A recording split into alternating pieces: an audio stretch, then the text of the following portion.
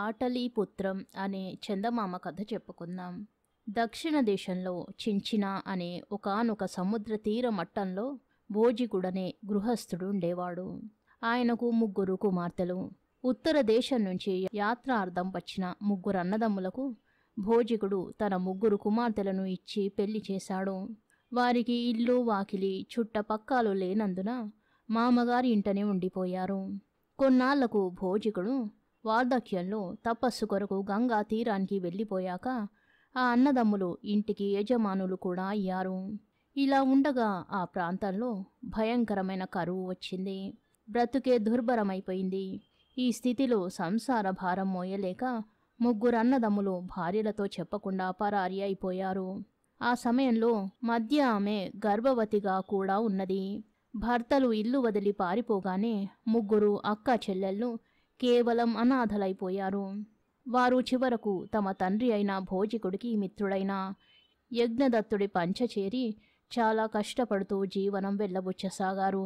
కాలక్రమాన గర్భిణిగా ఉన్న ఆమె ప్రసవించి మగ పిల్లవాణ్ణి కన్నది. తమ 3కి వాడే కొడుకు గనక అక్క చెల్లెళ్ళు వాణ్ణి ఎంతో గారాబంగా పెంచుతూ వాడికి పుత్రకుడని పేరు పెట్టుకున్నారు. పుత్రకుడు పెద్దవాడై జీవనోపాధి కొరకు ఉత్తర దేశం పోదామని ప్రయాణమయ్యాడు. అతను వింధ్య ప్రాంతం చేరుకుని ఒక అరణ్యంలో నుంచి పోతుండగా ఒకచోట 2 మనుషులు హోరాహోరీ ముష్టి యుద్ధం చేస్తూ కనిపించారు. చూడడానికి అన్నదమ్ముల్లా ఉన్నారు. ఈ కీకారణ్యానికి ఎందుకు వచ్చారు, ఎందుకు పోట్లాడుకుంటున్నారు అని వారిని అడిగాడు పుత్రికుడు. వాళ్ళీ విధంగా సమాధానం చెప్పారు. మేము మాయాసురుడి కొడుకులం. మా తండ్రి ఆస్తి అయిన పావుకోళ్ళు, కర్ర, తప్పెల మాలో ఎవరికి కావాలో తేల్చుకోవడానికి బలశాలి ఎవరో చూసుకుంటున్నాం. పుత్రికుడు నవ్వి, ఈ కొద్దిపాటి ఆస్తికి ఎవరైనా పోట్లాడుకుంటారా అని మళ్ళీ అడిగాడు. ఇది కొద్దిపాటి ఆస్తా? ఈ పావుకోళ్ళు తొడుక్కుంటే అదృశ్య రూపంలో ఆకాశ మార్గాన ఎక్కడికి పోవాలంటే అక్కడికి పోవచ్చు. ఈ తప్పేలలో ఎప్పుడు కావాలంటే అప్పుడు కోరిన ఆహారం వస్తుంది. ఈ కర్రతో నేల మీద ఏ బొమ్మ గీస్తే అది నిజమవుతుంది అని వాళ్ళు చెప్పారు. మీ బలాబలాలు పరీక్షించుకోవాలంటే ముష్టి యుద్ధం కంటే మంచి ఉపాయం లేదా? 2 పరిగెత్తండి. ఎవరు వేగంగా పరిగెత్తితే వారికి మీ తండ్రి ఆస్తి వస్తుంది అన్నాడు పుత్రికుడు. ఈ పద్ధతి బాగుందని మాయాసురుడి కొడుకులు పరుగు పందెం వేసుకుని పరిగెత్తసాగారు. అదే సమయం అనుకుని పుత్రికుడు కర్ర తపాలా తీసుకుని పావుకోళ్ళు తొడుక్కొని అక్కడ్నుంచి అదృశ్యుడై ఆకాశ మార్గాన బయలుదేరాడు. అతనలా కొంత దూరం వెళ్ళేసరికి ఒక చక్కని నగరం కనిపించింది. ఆ నగరం పేరు ఆకర్షిక. ఆ పట్నం వింతలు చూడాలనే కుతూహలంతో పుత్రికుడు అక్కడ దిగి పేదరాశి పెద్దమ్మ ఇంటికి వెళ్ళాడు. ఆకర్షిక నగరపు రాజకూతురు పాటలి చక్కని చుక్క.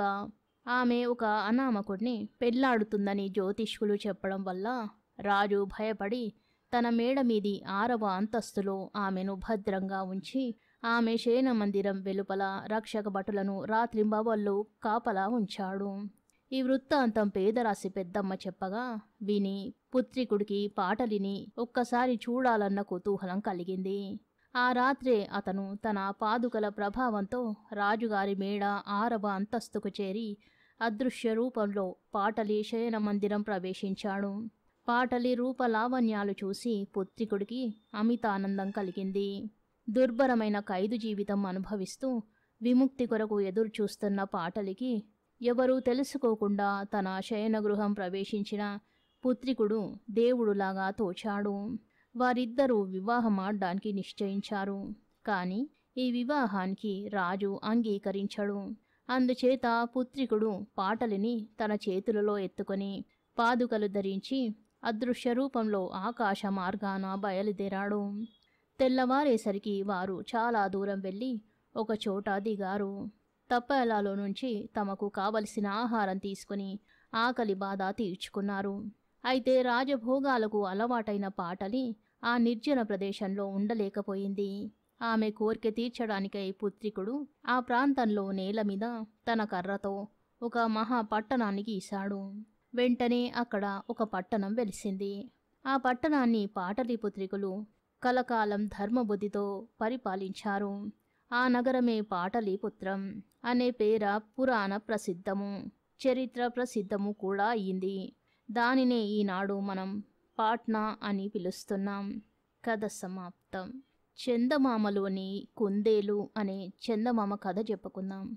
పౌర్ణమి నాటి రాత్రి మనం పూర్ణ చంద్రుడికేసి చూసినట్టయితే చంద్రబింబం తెల్లగా ఉంటుంది.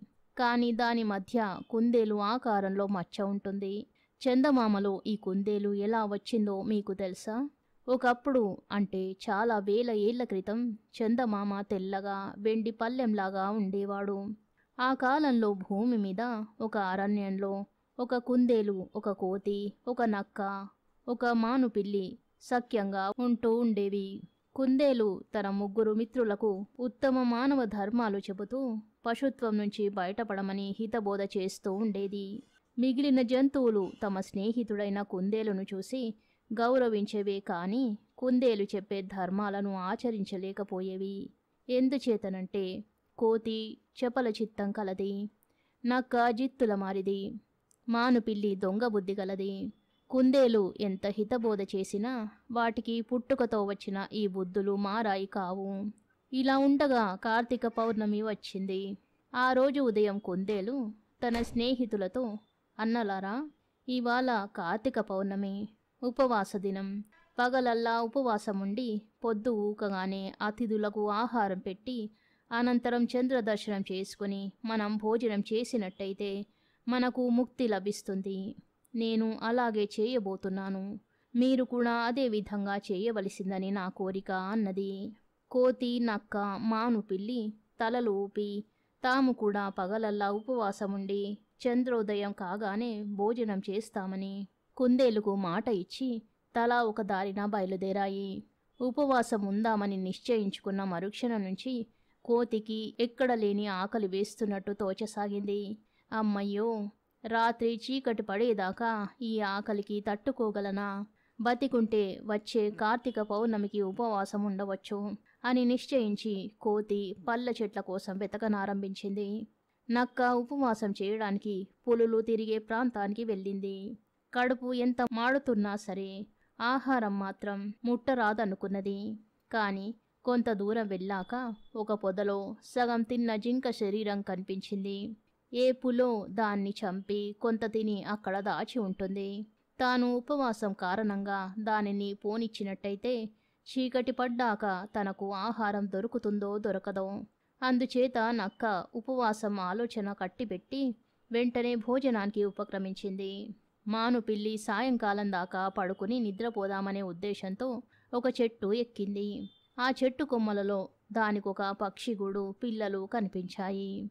మానుపిల్లి ఉపవాసం సంగతే మర్చిపోయి పక్షి పిల్లలను కాస్త భక్షించింది. నలుగురు మిత్రులలో కుందేలు మాత్రమే సాయంకాలం దాకా కటిక ఉపవాసం చేసింది. సూర్యాస్తమయము, చంద్రోదయము కూడా కాబోతున్నాయి. కుందేలుకు ఒక్కటే విచారం పట్టుకున్నది. అతిథి అభ్యాగతులెవరూ కనిపించలేదు. ఒంటరిగా భోజనం చేసేదానికన్నా అతిథులకు పెట్టి తినడం ఎక్కువ పుణ్యం. అందుచేత కుందేలు అతిథుల కోసం ఇంటి ముందు నిలబడి ఎదురు చూడసాగింది. కుందేలు నిష్టను కనిపెడుతున్న చందమామ మానవ రూపం ధరించి ఆ సమయంలో కుందేలును పరీక్షించడానికి వచ్చాడు. పొద్దటి నుండి ఉపవాసం ఉన్నాను. ఈ అరణ్యంలో ఇంత భోజనం పెట్టేవారే లేరు. కాస్త నాకు భోజనం పెట్టి పుణ్యం కట్టుకుంటావా అని చందమామ కుందేలును అడిగాడు. అయ్యా, నాకు కావలసిన ఆకులు, అలములు ఇక్కడ పుష్కలంగా ఉన్నాయి. కానీ నీకు తగిన భోజనం ఎక్కడ దొరుకుతుంది? అందుచేత నన్ను చంపి తిని నీ ఆకలి తీర్చుకొని నాకు ముక్తి ప్రసాదించు అన్నది కుందేలు. కార్తీక పౌర్ణమి పుణ్యదినం నాడు జీవహింస చేతనగునా? నేను నిన్ను ఎట్లా చంపేది అని అడిగాడు చందమామ. అయ్యా, దానికి విచారించవద్దు. మీరు ఎండు పుల్లలు తెచ్చి అగ్ని చెయ్యండి. నేను అందులో ఆహుతి అవుతాను. ఆ తరువాత మీరు నన్ను హాయిగా భుజించండి అన్నది కుందేలు. మనిషి వేషంలో ఉన్న చందమామ అక్కడే పుల్లలు పేర్చి పెద్ద మంట వేశాడు. కుందేలు ఒక్కసారి భగవంతుని స్మరించి ఆ మంటలోకి దూకింది. కానీ చిత్రం, ఆ మంటలు కుందేలుకు సోకనే లేదు. అయ్యా, నన్నీ మంటలు దహించకుండా ఉన్నాయి. నేనేం చేసేది? మీ ఆకలి ఎట్లా తీర్చేది? అని కుందేలు శోకించింది. మరుక్షణమే మంటలు మాయమయ్యాయి. చందమామ దేదీప్యమానమైన తన నిజస్వరూపంలో ప్రత్యక్షమై కుందేలును ఎత్తుకొని, నీ జన్మ ధన్యమైనది, నిన్ను నాతో శాశ్వతంగా ఉంచుకుంటాను, రా పోదామన్నాడు. ఆనాటి నుంచి కుందేలు చందమామ వెంటనే ఉంటోంది. కథ సమాప్తం. శుభం.